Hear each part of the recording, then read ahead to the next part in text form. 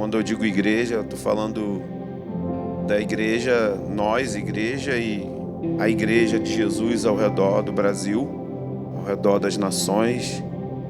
Mas eu posso falar com mais propriedade da minha comunidade e de algumas que eu tenho relacionamento, e consigo perceber que nela faltam alguns elementos e algumas perspectivas corretas a partir das Escrituras. E quando eu falo disso, eu estou falando de mim também.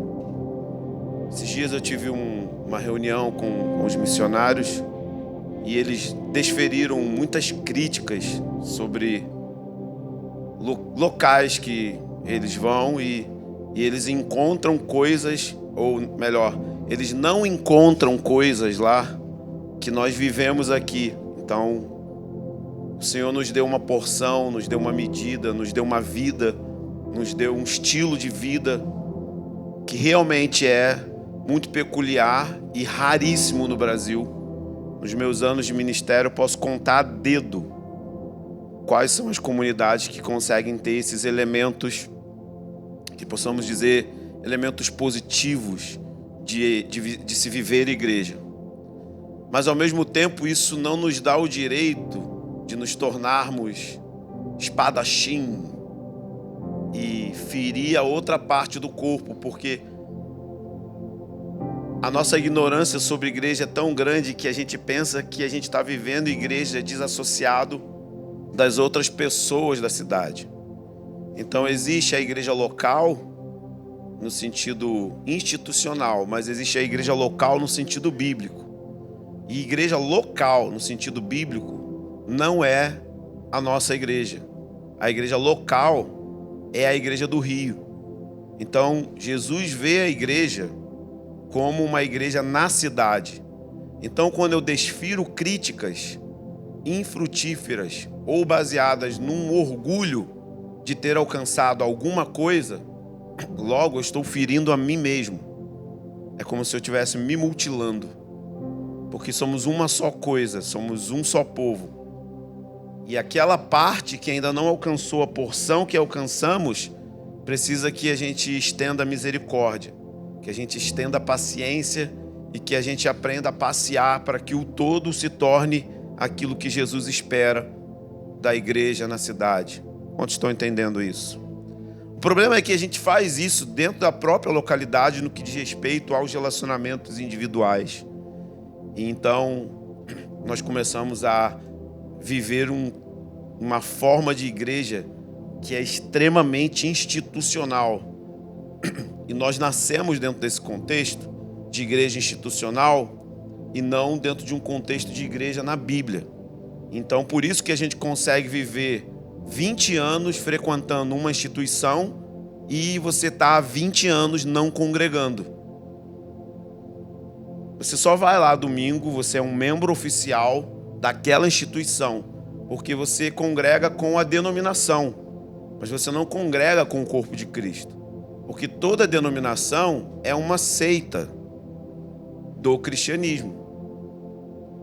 E a palavra seita não significa que ela é satânica. Seita significa sectário, separado de, a parte de. Então, dentro da denominação, que é uma instituição, que é uma seita do cristianismo, ali dentro tem a igreja.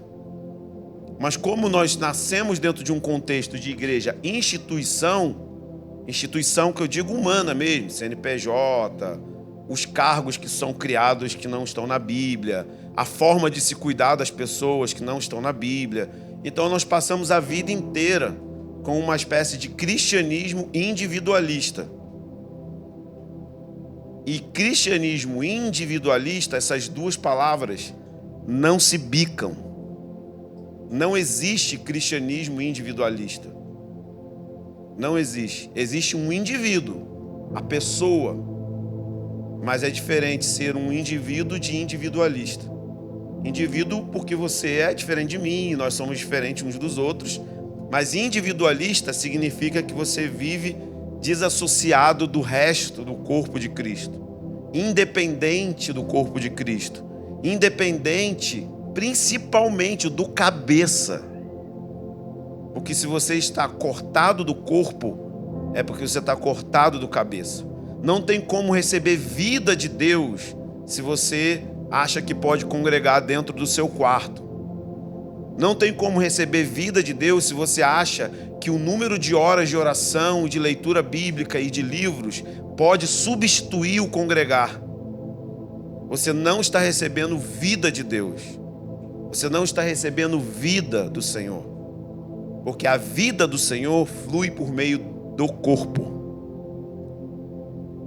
Então, Paulo fala em Efésios 4: portanto, eu, prisioneiro no Senhor, peço-vos que andeis de modo digno para com o chamado que recebestes. No verso 1, ele está exortando a igreja de Éfeso a andar de modo digno do chamado que eles receberam. E que chamado é esse?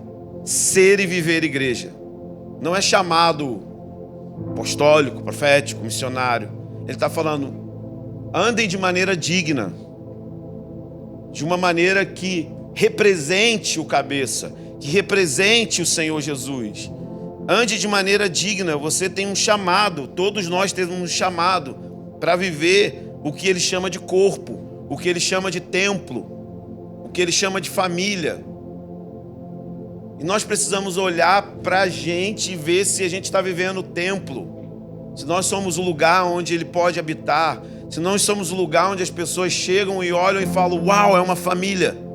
Eles têm um idioma, eles têm uma forma de se tratar, eles têm valores na casa, como eu fiz domingo passado, a pregação onde eu queria limpar o hall de membros e que as pessoas fossem embora, porque eu não vou construir um orfanato, eu não vou construir uma ONG, eu não vou construir uma instituição.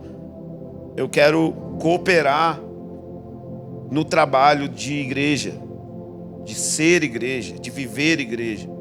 E Paulo fala que tem uma forma digna de andar, e a forma digna é com toda humildade. Diga comigo, toda humildade.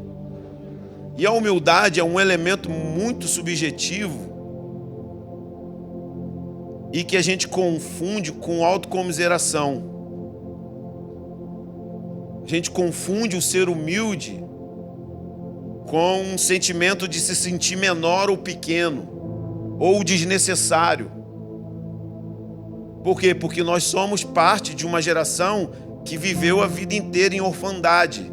Então, por isso que nós não entendemos a dinâmica da bondade de Deus no meio da dor, como eu preguei domingo passado.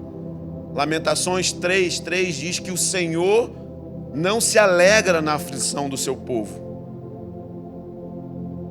E é muito louco porque ele está afligindo o seu povo. No caso, era Israel na Babilônia, ou permitindo Israel ir para a Babilônia. Mas Deus não olha o seu sofrimento celebrando o seu sofrimento.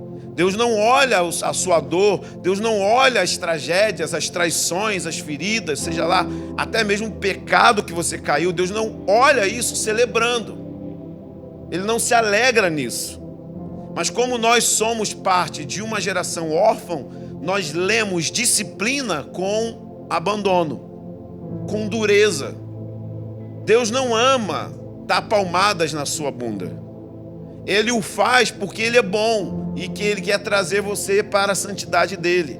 Mas você não compreende. Então você vai procurar alguém para colocar a culpa por aquilo que você está passando por causa das merdas que você mesmo fez. Sensacional. Porque nós somos órfãos e nós não assumimos as nossas responsabilidades. Nós sempre temos que culpar alguém pelas nossas decisões. E com isso nós perdemos o foco de que ele continua sendo bom, ainda que eu esteja sentindo aflição. Porque bondade para a gente significa permissividade. Dizer sim para tudo. Tudo ser flores. E esse não é o seu Deus. Esse não é o Deus da Bíblia. Então nós precisamos de um pouco de humildade, porque existe arrogância e Deus resiste ao arrogante. Ele resiste ao soberbo e ele dá favor para o humilde. Então a primeira maneira de andar na maneira digna de viver o chamado igreja é baixa a bola. Ouve mais, fala menos. Analisa aquilo que estão falando sobre você aos pés da cruz. Analisa aquilo que várias pessoas estão vendo. Quieto. Quietinho.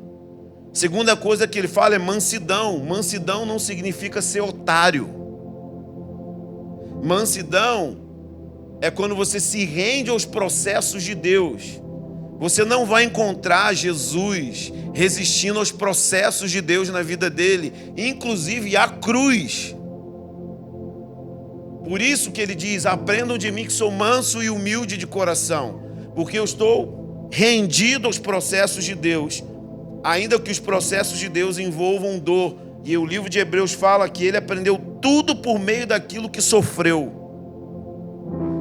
Então a mansidão é uma rendição aos processos que Deus usa na nossa vida para que no final do túnel você saia mais parecido com Jesus. E você se rende a isso.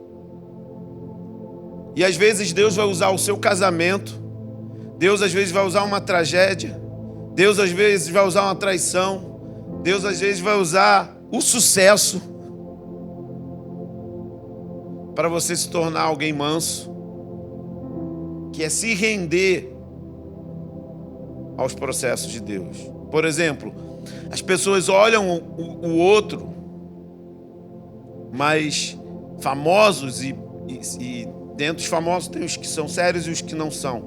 Mas os que são estão sendo quebrados pelo preço da fama. E tanto as coisas boas como ruins precisam tornar o nosso coração manso.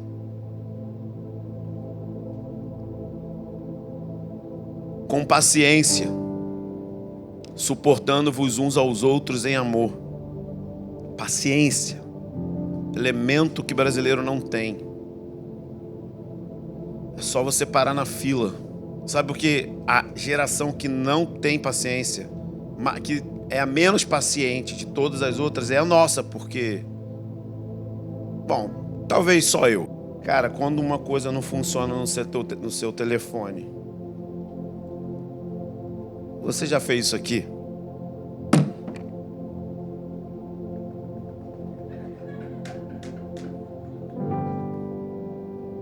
Só eu? Só queria renovar o meu plano de sócio, Vasco. Eu sofro por você. Esta merda desse botão não vai rápido. Eu duvido, tô ali por 1 hora. Nada funciona. Só queria que fosse rápido. Por quê? Você compra no Mercado Livre hoje, 11 da manhã, chega às 5 da tarde. Nossos filhos vão endoidar com um processo chamado espera. Principalmente porque os pais estão cometendo um grande delito dando celular na mão de crianças. Crianças com... Cara, na boa, se não é maior de idade, não pode ter celular. Tô falando agora como... E vocês sabem quem tem celular, quem é pai e tal, não sei o quê. Não pode, vocês estão fazendo algo errado. Isso tá errado. Não dê celular para o seu filho. O celular dele tem que ser comprado quando ele puder comprar. Não dê iPad para o seu filho. Bota ele para ler Crônicas de Nárnia. Bota ele para jogar o jogo da velha. Eu jogo o jogo da velha com as crianças. Bota ele para fazer coisas físicas. Ensina ele a sair na mão, se for homem. Raiz, volta à raiz, mano. Nós estamos destruindo uma geração porque a gente está cansado e não tem força para educar filhos. E porque a gente está se adaptando a uma cultura dos streams. Minha época eu só via desenho uma vez por dia e pegava os conselhos do He-Man. Depois o dono da TV era os adultos. Aí só no outro dia agora as crianças podem adiantar, voltar, botar onde parou. Beleza, massa. Sabe o que está acontecendo? Nós temos uma geração que com 6 anos está sendo diagnosticada com crise de ansiedade. Eu não estou apontando o dedo para ninguém não, estou falando dos meus filhos, tá? Mas só que eu precisei dar 2 passos atrás e ser radical. Não pode ter. Não possuem habilidades emotivas, cognitivas, para lidar com o tamanho de informação e a velocidade de informação.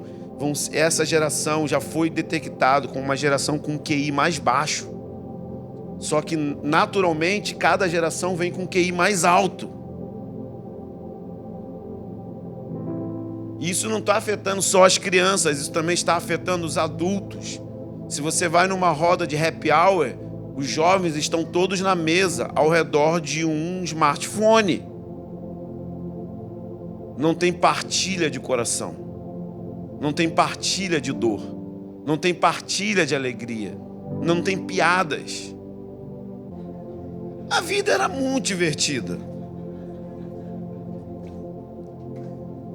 Puxa aqui, destroncou o dedo. Quando puxava, peidava. Pô, destroncou aqui. Tá chatão, mano. A gente só ri com meme. Você imagina daqui a 20 anos. Os filhos dos nossos filhos, como que vai ser? E veja bem aqui, eu não estou pregando aqui igual a galera pentecostal fez no passado de televisão é do demônio. Não, não é isso que eu estou falando. Eu estou falando da gente ser sábio para aprender a usar aquilo que foi dado por Deus. Você já viu o filme do Steve Jobs? Quem já viu o filme do Steve Jobs? Quem conhece a história do Steve Jobs? Você sabe que na casa do Steve Jobs não tinha iPhone na mesa?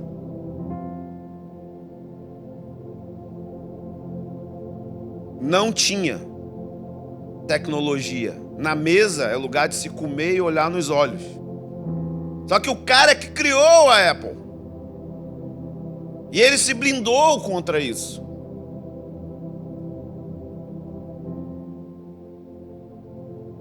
Não tinha.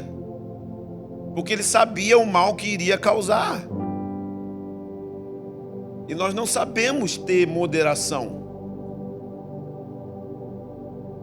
Nenhum de nós.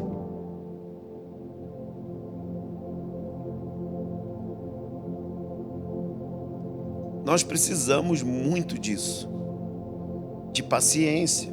Mas nós precisamos de um detox da alta velocidade de informação que a gente tem e da pressa. A entrevista com os paulistas na rua. Oi, tudo bom? Tô vendo que você tá correndo, tá com pressa? Aí o cara, não. Mas por que tá correndo? Não sei. O ritmo da cidade. Estava zoando lá, né? Que em Itajubá era 6 da tarde, aqui no Rio já era Natal. Porque você entra lá, o tempo para, cidade pequena, você não ouve barulho, você não tem trânsito. E a gente fica assim, cara, o que eu vou fazer, mano? Tinha que arrumar alguma coisa. Aí o que a gente fez?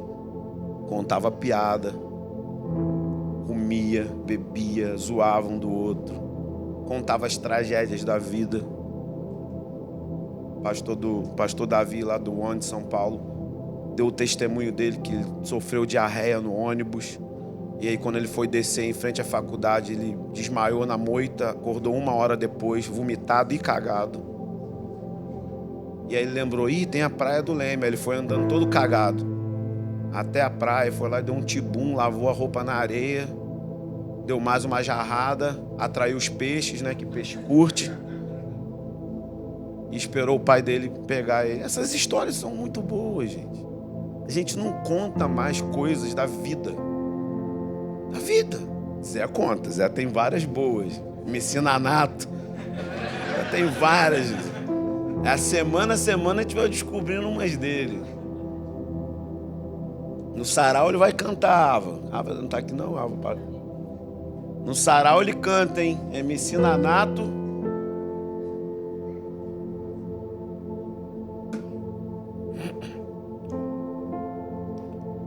Isso vai fazendo a gente ter paciência de viver o momento, sabe? Suportando-vos em amor. Amor, suportar não é suportar de aturar. A palavra suportar é de dar suporte.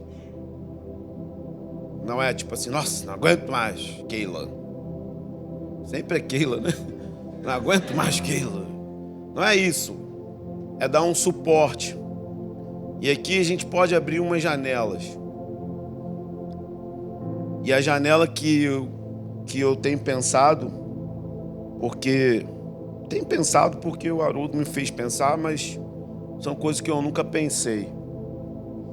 Mas que agora, quando passa dos 40, começa a pensar. Se eu morrer, o que vai ser da minha mulher, mano?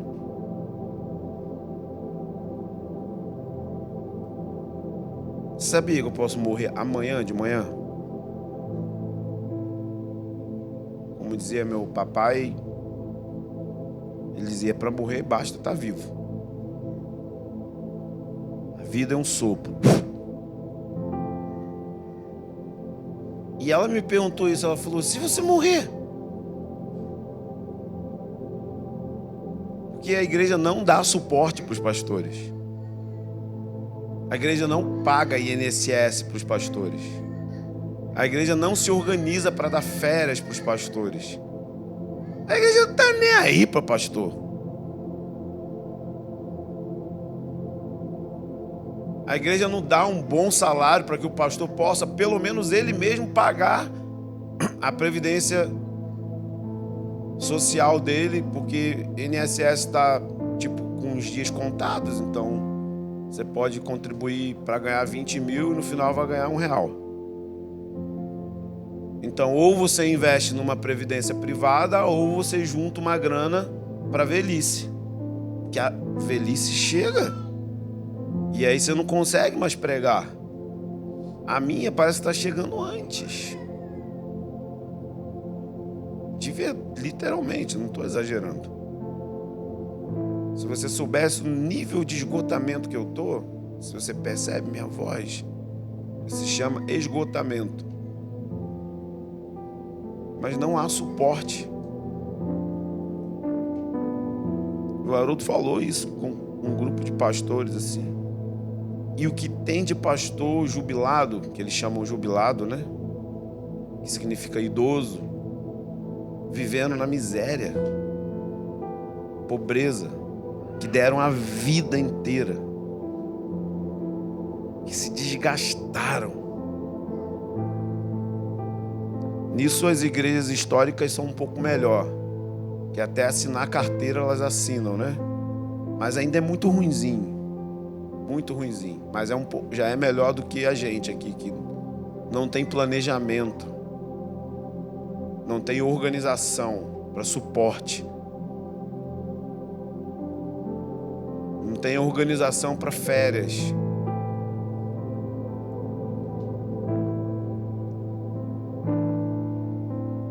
E isso aí a gente está falando da liderança, mas eu poderia abrir para vocês a caixa de Pandora e mostrar tipo o que minha mão direita ou minha mão esquerda está fazendo. Mas a minha cosmovisão e a minha crença é que dentro da nossa comunidade não pode ter gente com problemas de falta. Então, se você um dia quiser abrir nossa planilha, eu posso te mostrar o que a gente faz com o dinheiro para não deixar ninguém ter falta. Se você está pensando que eu sou daqueles caras que gosta de arrancar o dinheiro dos outros. Então a gente suporta as pessoas aqui na nossa comunidade, em amor. Mas se eu morrer, quem cuida dos meus filhos e da minha mulher?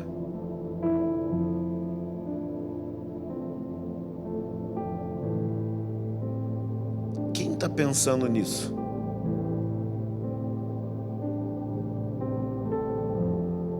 Eu acho que tenho dúvidas se alguém está pensando nisso. Tem muita dúvida.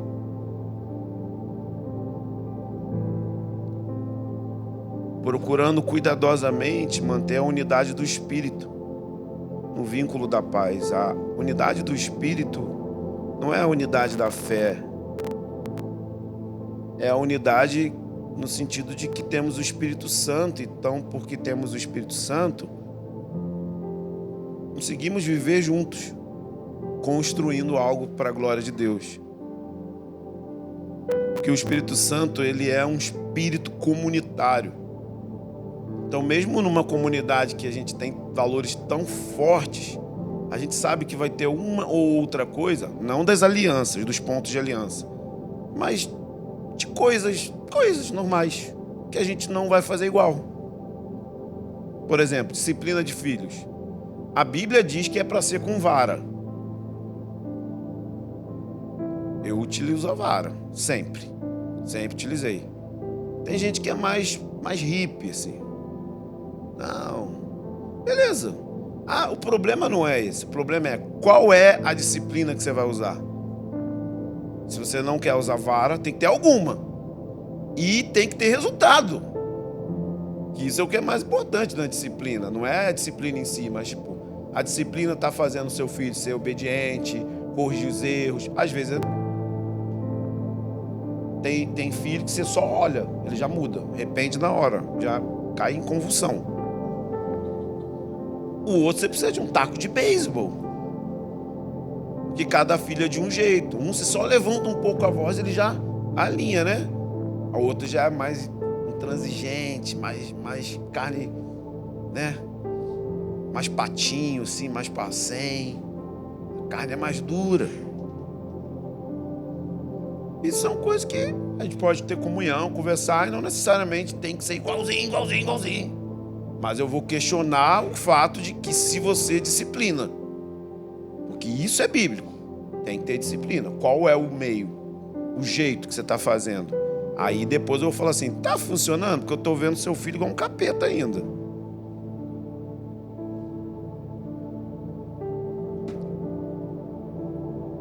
Mas tem as coisas que são bíblicas, então aí não tem como abrir mão, mas tem o Espírito Santo.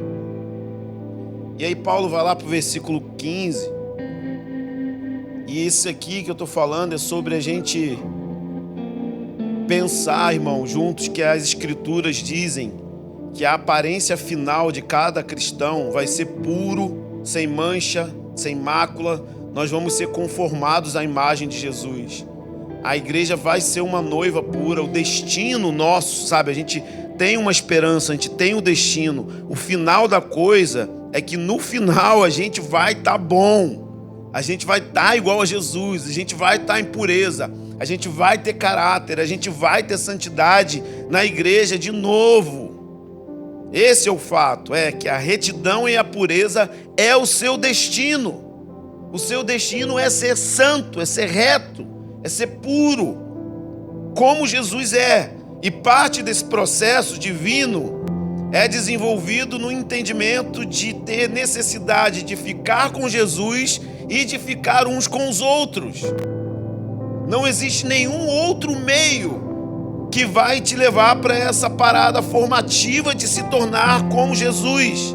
Então a vida em comunidade, a vida da igreja, serve para gerar em cada cristão maturidade e aperfeiçoamento para a volta de Jesus. Então toda comunidade tem que ter uma perspectiva do fim, entendendo que a eclesiologia precede a escatologia. Quantos estão comigo aqui? Entender a vida da igreja de uma vez por todas precede a preparação para os dias do fim. Não tem como ficar estudando escatologia sem entender eclesiologia. Não tem como ficar estudando avivamento sem entender a vida do corpo. Não tem como ficar pensando em missões se você não entende o que significa igreja, congregar, as dinâmicas do que Paulo, do que a Bíblia fala de igreja. E na medida que você vai se envolvendo em relacionamentos que levam à unidade e comunhão com Cristo, nós vamos ficando mais prontos, e isso vai acelerando a volta de Jesus. Então é o amor pela vinda dele, baseado no estilo de igreja que ele deseja encontrar quando ele voltar. É uma coisa repetitiva, mas quando nós olhamos ao redor do Brasil, está um caos. Quando eu olho no Rio de Janeiro, está um caos. As pessoas não sabem discernir a mão direita da esquerda. Vivem a vida como se fosse, cara, um clube. Um lugar onde você vai ouvir uma preleção. E ele fala assim, no verso 15: pelo contrário, seguindo a verdade em amor. Essa é a primeira coisa que ele fala. Primeiro passo, seguindo a verdade em amor. A verdade objetiva da palavra de Deus e do padrão da vida de Jesus, que é também a palavra de Deus. Jesus é a palavra viva. Precisa ser aplicado na vida comunitária. Então, por exemplo, isso aqui que eu estou fazendo aqui, gente, sabe o que eu queria estar fazendo agora? Eu queria estar em casa dormindo.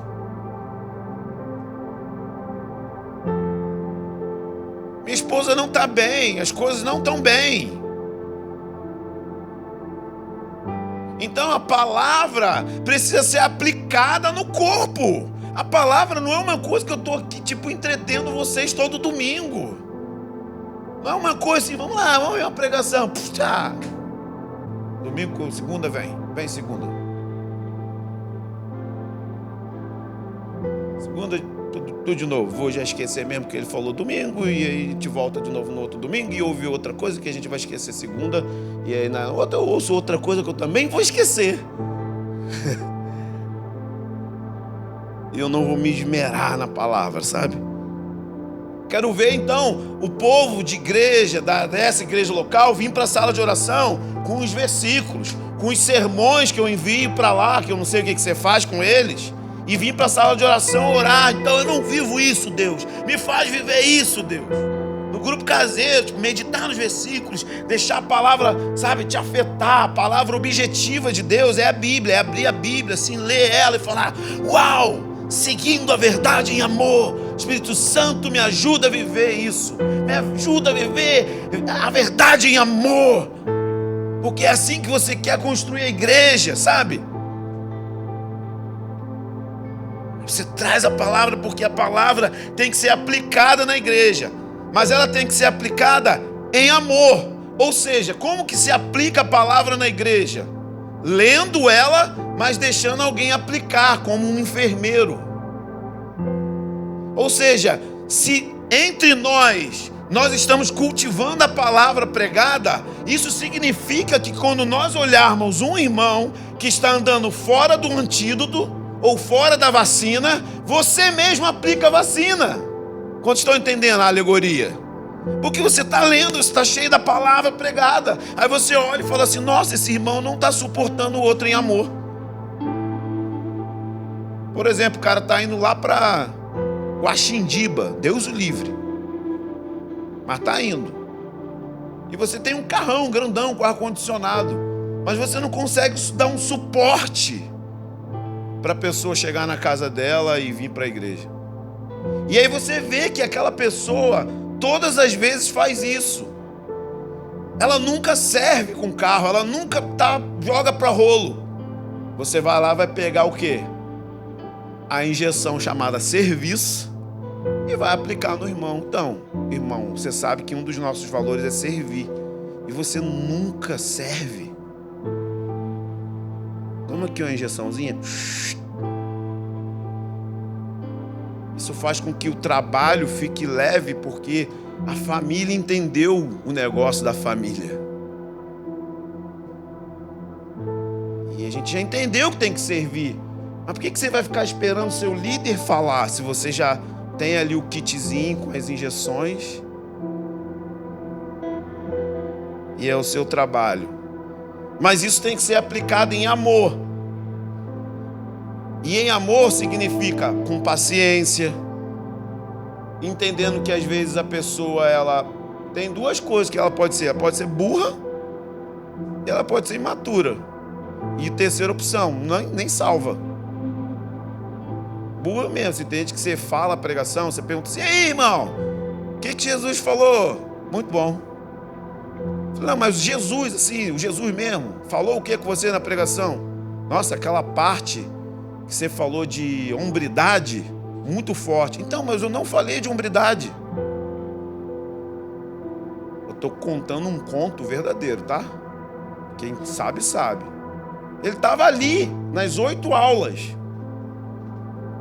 ouvindo. Ninguém falou desse assunto. Aí, para não ficar sem graça, ele fez igual o Benny. O Benny foi fazer uma prova de ciências, ele não sabia a resposta, ele botou o nome do amigo dele. Glaubson, sei lá, qualquer um. Cauã. A pergunta era tipo assim: não sei quem tem alguma doença, ele botou Cauã. Já botou a enfermidade no amigo. Eu falei: filho, não era melhor deixar em branco? Ele: não, pô, pá, respondi todas e ia deixar só aquela. Eu falei: pô, ótima estratégia, claro. Cauã tá com tênia. Aí você pregou um assunto, o cara chega e fala assim: caraca, sério, aquela parte que você falou de cura divina me tocou. Então, eu não falei de cura divina, eu falei sobre casamento. Gente, as pessoas não sabem ler pregação. Eu tô te falando para você, rapaz. Elas não sabem. Então você tem que ter paciência, porque às vezes é um problema cognitivo, que traduzindo assim no português é burrice mesmo. Burrice assim, intelectual, a pessoa é burra. Tem gente burra, gente. Que ela não consegue, aí tem TDAH, aí começa as doenças do século XXI. Aí você vai ter que ter paciência, que você vai ter que repita comigo. Verdade, diga verdade. Soletre em amor. Soletre em amor. Você vai ter que ter paciência. Gente, vocês não têm noção. Isso se chama igreja. Você vai ter que ter paciência com a pessoa, porque ela não está fazendo aquilo ali de má índole. Ela só não tem capacitação intelectual mesmo.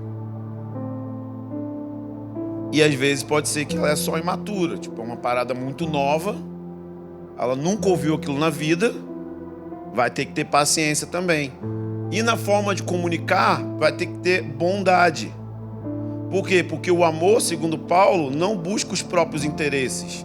Você não está ali buscando os seus interesses. Você está ali buscando os interesses de Deus. Quais são os interesses de Deus? Que a igreja seja gloriosa.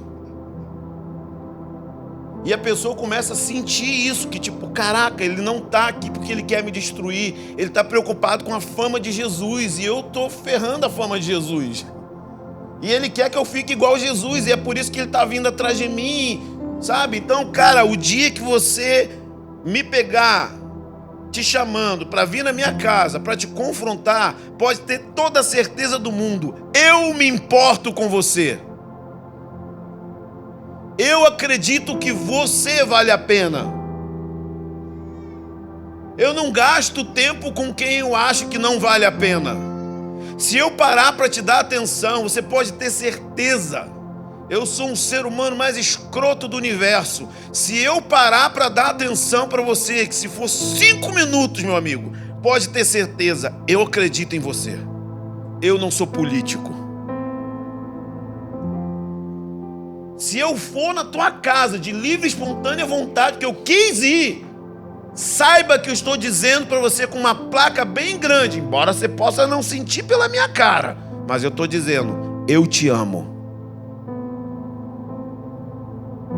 Se eu mandar uma mensagem para você dizendo, cara, como que você tá? Eu estou gastando meu tempo com o que eu amo. Então, se um dia eu te parar para falar, mano, você está fazendo errado nisso, pode ter certeza que você está recebendo amor. E eu não estou buscando os meus interesses, eu estou buscando os interesses de Jesus. Por quê? Porque o amor, Paulo diz que não se alegra com a injustiça. E o que é injustiça? Quando uma coisa está torta. Injustiça significa retidão. Então, se está torto o casamento, se está torto as finanças, se está torto a forma como você está agindo,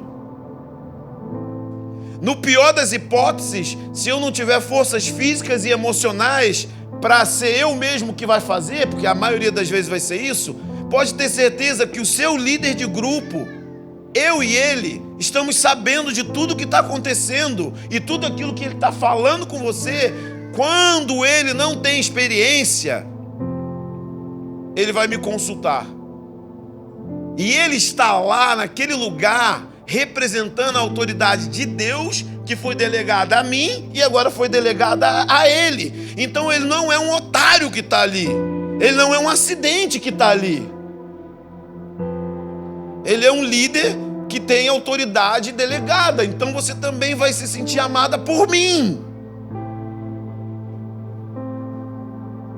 E não vai ficar ofendido porque eu não fui visitar o teu bebê que nasceu. Porque, eu nunca fui visitar o bebê de ninguém. Fui assim, tipo, quando eu fui ver os de Davi, eu acho que já estava tudo lutando capoeira. Tá tudo grandão já. Baby Black que me visitou.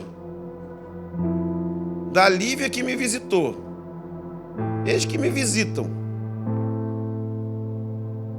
Aí imagina a igreja com 1000 membros. Nasceu 300.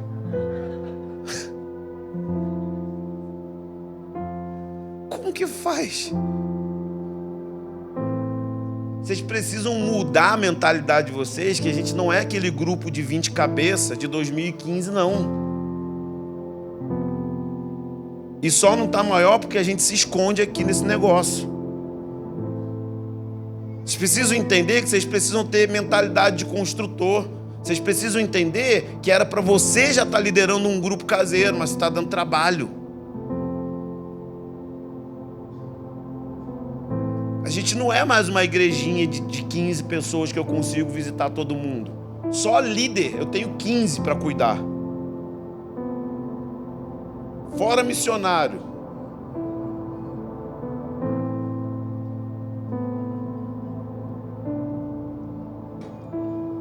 E com minha psiquiatra falando na minha cabeça: para, você vai estourar de novo. Para, você vai estourar de novo. Você não está com medo? Para. Eu não posso parar. Quantos estão vendo o Iago por aí? Vamos lá, alguém. Sabe que você não está vendo o Iago aí? Porque o Iago está com uma enfermidade que não tem diagnóstico. Um dos nossos melhores pregadores. Um dos nossos melhores líderes. Ia dar aula na escola de escatologia. Está mal. Enxaqueca que ele está tomando 4 tipos de medicamentos forte para dor e não para. Neurologista, oftalmo. Agora eu já falei, cara, vai ver se é fígado, sei lá, mano. Ninguém descobre. Se você for na casa dele, ele tá no escuro. Você acha que ele tá bem emocionalmente? Você acha que eu tô bem emocionalmente? Porque toda vez que eu acho que eu vou conseguir formar um presbitério, dá merda.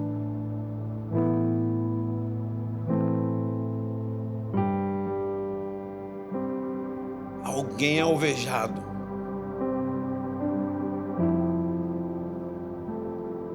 Conclusão: o grupo dele não tem condições de continuar porque não há prazo para diagnóstico. Ou um milagre acontece de cura. Aprende a sofrer a dor que eu sofro. Para de ficar criticando escondido o que eu sei que você faz. Aprende a sentir a dor do backstage, mano. O pau tá quebrando. E eu tenho que ficar firme. mas eu não sou de ferro.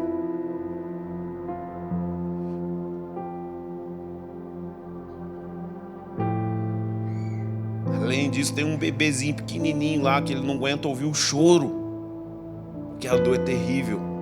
Ele está indo trabalhar com óculos escuros, não pode olhar a tela. A mulher que tem que ficar falando para ele e ele falando o que tem que fazer.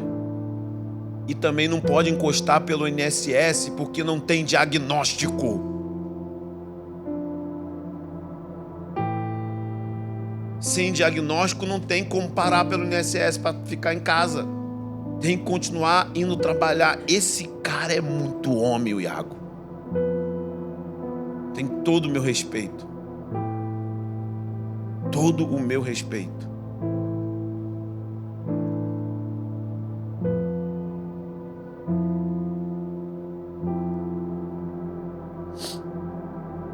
Filipenses 1:9 fala que a gente pode crescer no amor, sabe? E o amor é isso, sabe? Não busca os próprios interesses. Para de buscar os seus próprios interesses e começa a buscar os interesses de Jesus, que é ver a igreja crescer. Para de se tornar alguém que aponta o que está faltando e vai lá no lugar e resolve. Ele fala crescendo em amor, sabe? O amor é isso. O amor tudo sofre, tudo suporta. O amor se entrega, o amor é sacrificial.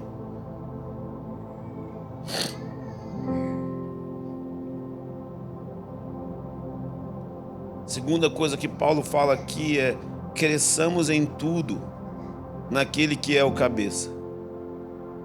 Eu acho linda a espiritualidade de Paulo, porque ela é integral. Ele não fala assim, cresçamos na oração. Ele está falando, cresçamos em tudo. Como que se cresce em tudo? A verdade aplicada em amor, quando você aplica a injeção no outro, ele começa a crescer em tudo. Por quê? Porque aquela verdade é uma verdade bíblica. E a verdade bíblica vai fazer ele se conectar mais com o corpo que está conectado com o cabeça. Por isso que ele fala, cresçamos em tudo naquele que é o cabeça. Então, quando você recebe o antídoto que é Cristo no seu irmão em você, automaticamente você começa a crescer no seu relacionamento com o cabeça. Porque aquilo que você fazia e que te afastava de ser parecido com Jesus, você não está mais praticando. E aí você começou a crescer no cabeça. Crescer em qual área? Em todas. Porque um relacionamento com cabeça vai te ensinar a ser um filho legal, vai te ensinar a ser um marido legal, vai te ensinar a cuidar do dinheiro de forma legal, vai te ensinar a ser um aluno universitário legal. Cara, você vai crescer em tudo. Sua vida toda é para a glória dele. Você vai ser um melhor empregado, um melhor missionário. Por quê? Porque a verdade em amor foi aplicada. Isso vai te levar para o outro nível, que é crescer no cabeça. Porque o cabeça, ele é a autoridade de todos nós aqui. Mas essa autoridade que vem do cabeça não vem direto do cabeça. O cabeça, ele tem a cabeça, olha a nossa cabeça aqui, tá vendo? A cabeça, ela manda os comandos para o corpo. O cérebro manda comandos para o corpo. Então não é, por exemplo, da cabeça para o pé. Até chegar às sinapses, os comandos para o pé, passa por um monte de sistemas, de juntas, de ligamentos, de ossos, de tendões, que está vindo de um comando chamado cabeça. Então, você vai crescer no cabeça através da manifestação das partes do corpo, que se chama igreja. Ou como diz o Locke, igreja.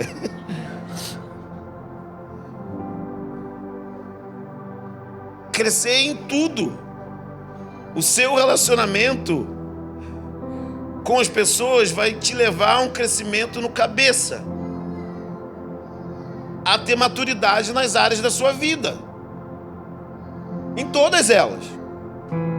Não numa coisa só de tipo ler a Bíblia e orar. Não, em tudo. Você vai ser um homem maduro, uma mulher madura, em toda a vida. Terceira coisa, e ele fala, em Cristo. Nele, em Cristo. Repara que nunca é desconexo Cristo e igreja. Em Cristo, o corpo inteiro, todos nós aqui, estamos juntos? Em Cristo, o corpo inteiro, bem ajustado e ligado pelo auxílio de todas as juntas. Em Cristo, andando com Ele, ou seja, em Cristo, eu ando com Cristo, eu tenho uma vida de oração, eu tenho uma vida de leitura da palavra, eu tenho uma vida de comunhão com Jesus.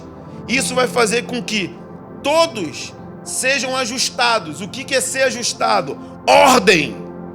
A igreja começa a ter ordem. E ordem é uma coisa conectada ao reino de Deus. E ele diz que essa ordem vem através de... Olha o que ele usa. Cadê meu fisioterapeuta? Dá um aleluia aí, físio. Opa, tá devagar, mano. Olha o que ele fala. Bem ajustado pelo auxílio de juntas e ligamentos. O fisioterapeuta sabe exatamente o que é isso. O que são juntas? Levanta a voz de alarido aí. As articulações. Aqui, isso aqui é uma junta, né? Então, isso significa que o jeito que você cresce é se você tiver conexão com juntas. Se arrancar o antebraço, se você está desconectado do que está rolando, esquece crescimento. E dentro das juntas tem os ligamentos, que é o que, físio?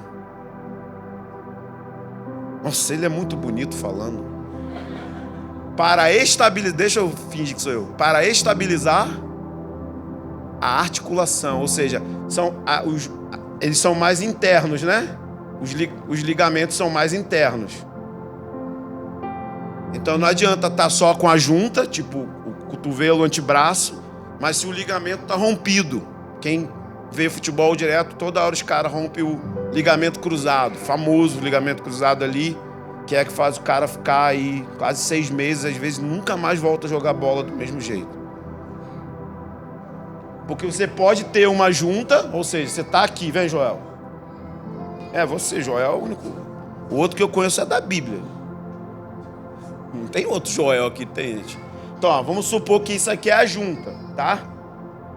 Eu estou junto com ele, mas por dentro o ligamento está rompido.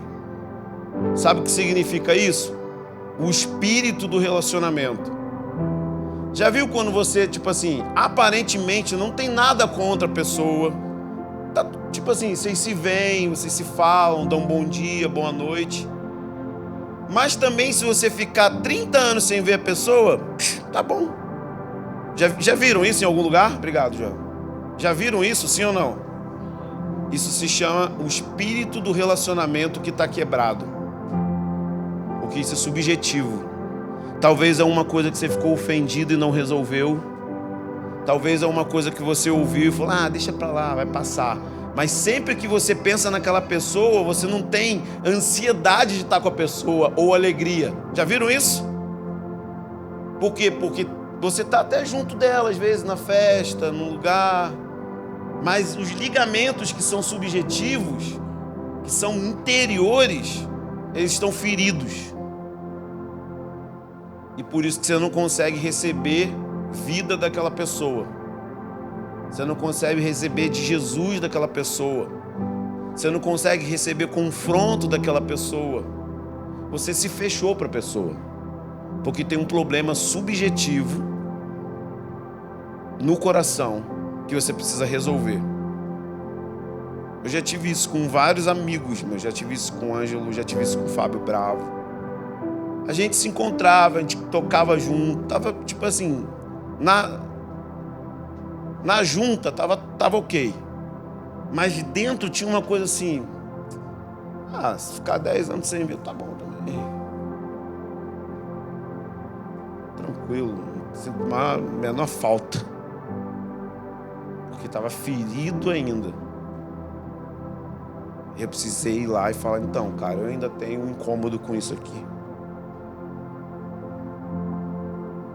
E aí curou o espírito do relacionamento. Eu não sei se vocês estão vendo a seriedade, não. Eu não tenho certeza se vocês estão entendendo o que eu estou falando. Paulo diz que precisa de ordem. A ordem é você ter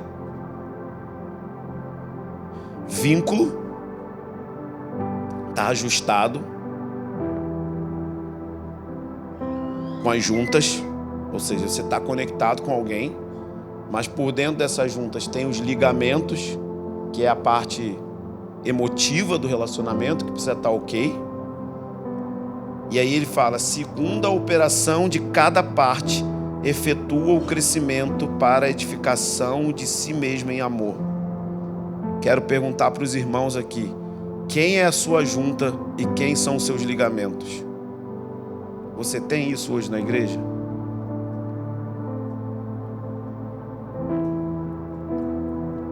Sempre pensando que a analogia de Paulo é do corpo, então combina mais a mão ficar no antebraço mesmo. Se a mão ficar no pé, vai virar pé de gorila. Quem já viu pé de gorila?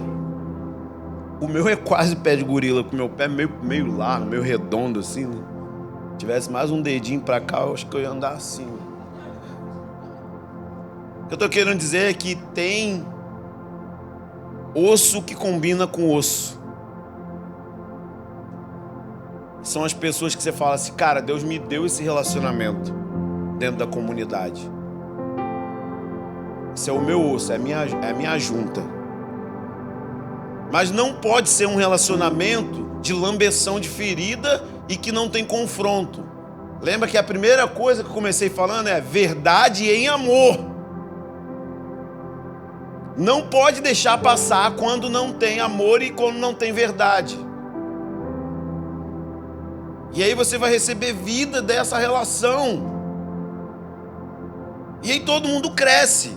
E ele fala que tem que ser cada um operando, cada um fazendo aquilo que tem a ver com o que ele tem que fazer, segundo a correta atuação de cada parte.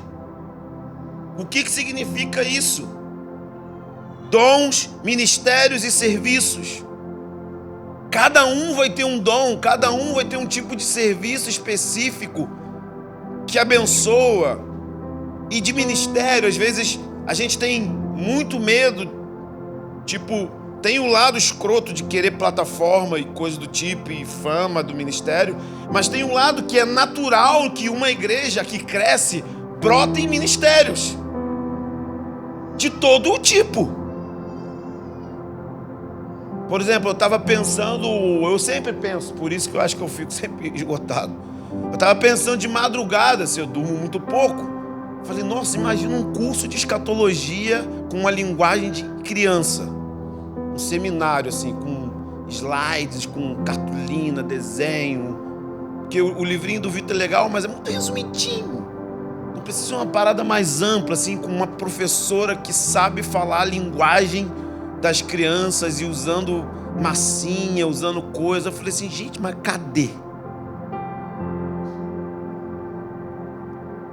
Primeiro, você vai ter que se dedicar a estudar a escatologia. Você vai ter que se dedicar a adaptar a linguagem para a criança. E aí, sabe o que você vai fazer? Você vai ficar parando de pensar em você mesmo. E a melhor forma de vencer a depressão é quando você para de pensar em você e começa a servir o outro. É assim que eu venço. Tem gente que fala assim, como que você consegue sair da cama 2 semanas, vir aqui?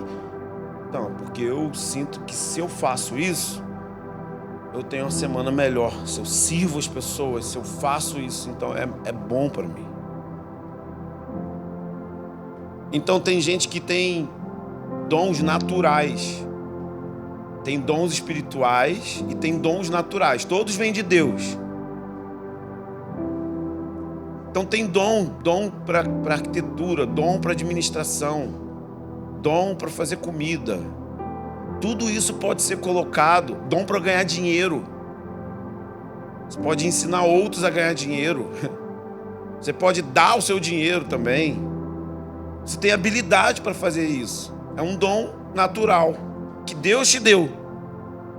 E isso pode ser usado no corpo. Você tem um dom de fazer comida boa. Oh, meu Deus. Esse dom está sumindo da vida das irmãs, principalmente. A geração micro-ondas, geração sovaco cabeludo. Não pode fazer comida porque o demônio tá me oprimindo. Igual a menina lá que separou do jogador do Flamengo. Aí ele queria que eu cozinhasse. Ah, cala a boca. Só queria chegar do treino e comer uma macarronada. Não sabem cozinhar as meninas. Casam, vão morar no quintal da sogra. Aí ficar almoçando na casa da sogra. Quero ver novos dons. Feijoadas. Macarronadas. Sem coentro. Coentro só se põe em peixe ou em comida mexicana.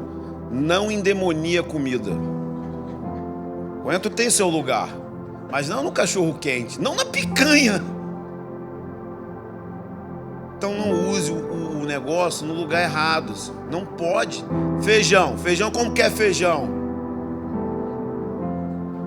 Alho, sal.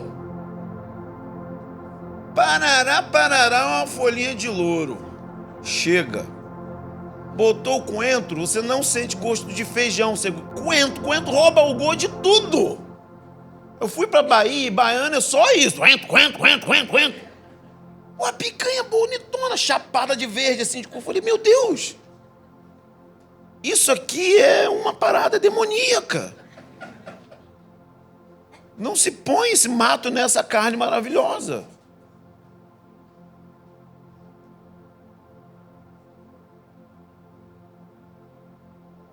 Então sirva as pessoas com a sua comida.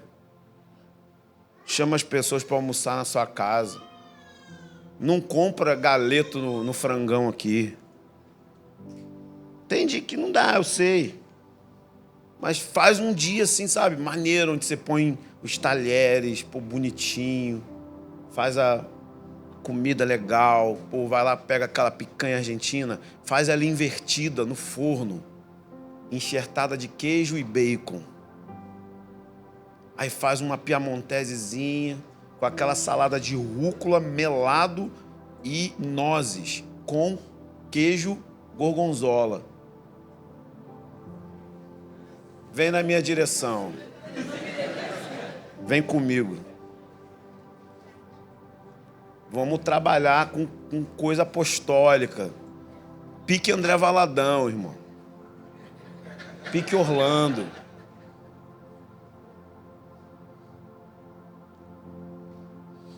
Ou aquele salmão com a crostazinha de amêndoas feita no forno. Vamos trabalhar. Mas pega o salmão. Primeiro, não sabe nem o que é salmão. Vai escolher peixe, não sabe. Vai escolher, não sabe. Carne, não sabe. Arroz faz aquela reboco de parede. É soltinho, ó. Pá. Soltinho, branquinho. Aí queima o alho, o arroz fica amarelo. Novos dons fluindo nessa comunidade. E servindo os irmãos. Uma interação gastronômica com excelência apostólica. Né? Eu sofri muito na minha vida. Na minha vida, quando eu casei, a gente só tinha dinheiro para comprar carré e linguiça. Que é a comida do missionário, né? Linguiça aquela meio rosa, cheia de corante, que ataca logo o fígado. E o carré que estorrica, fica meio ressequido. E aí minha esposa inventou uma receita chamada frango húngaro. Não existe no Google, tá? Porque não é húngaro. É de Maíra, assim. Não tem isso. E é bom, gente. É um estrogonofe melhorado. Ela fica brava comigo que eu falo isso. Mas quando eu casei, ela só fazia isso para todas as visitas. Não faz isso, Carol.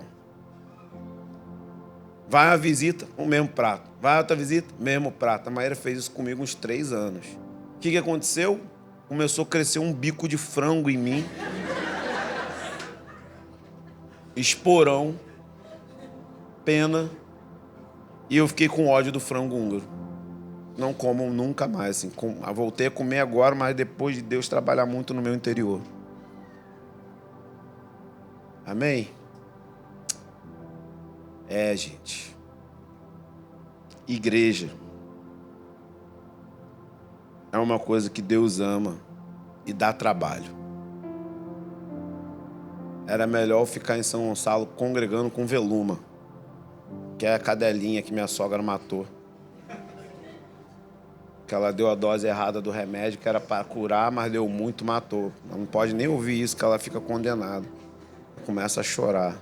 Eu falo, você matou minha cachorra, né? Eu sou ruim com minha sogra. Ela é legal comigo, mas eu sou ruim com ela. Matou minha cadela, né? Ela começa a chorar assim. Não fala isso não, não fala isso não. É melhor eu ficar congregando com minha cadela. Mas não dá. Nasci de novo, tem Jesus. Mas eu estou precisando dar uma parada de novo. E aí? E aí, bebê? Vocês vão continuar reclamando da vida ou vão aprender a viver igreja sem depender de líder?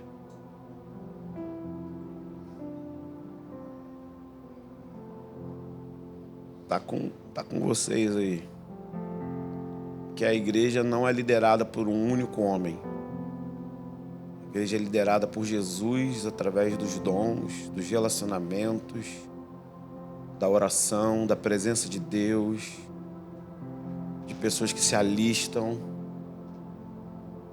que fazem coisas que até nem coisas que eles têm que fazer naquele momento, mas é o necessário, é o que tem que ser feito, não tem como fazer de outro jeito. Nós precisamos ter um pouquinho de empatia. Entender que uma das formas primárias de Deus nos alimentar espiritualmente é através de uma igreja saudável, de uma igreja que é igreja, de verdade. Amém?